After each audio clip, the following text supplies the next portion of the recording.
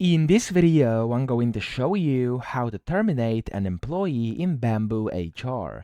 Now to do this, first you want to go to People over here on the left, and you want to find the person or employee you want to terminate. So I'm just going to click on a random one over here. This is all just sample demo data, as you can see over here. That's why it's all populated. So I'm going to click on this first one over here, Charlotte, of course, in my case.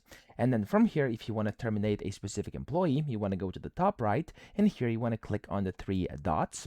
And when you do click on the three dots, which are over here in the top right, you want to click on here where it says End Employment, and it says Termination or Resignation. So just click on that, and then it's going to open up a pop-up, and you have to select the effective date. So I'm just going to put this at the 30th of June over here. Then you can also select type, and then you can go and select reason, etc. So type over here is going to be termination. If you want to terminate an employee, that's what you're going to select. Of course, it's up to you if you do the resignation as well. Then here you have the reason as well. You can put that in, eligible for rehire, etc. And then you can just click on end employment over here, and that's going to terminate the employee in BambooHR. So I hope this video helped you out. If it did, please subscribe to the channel and help me out as well.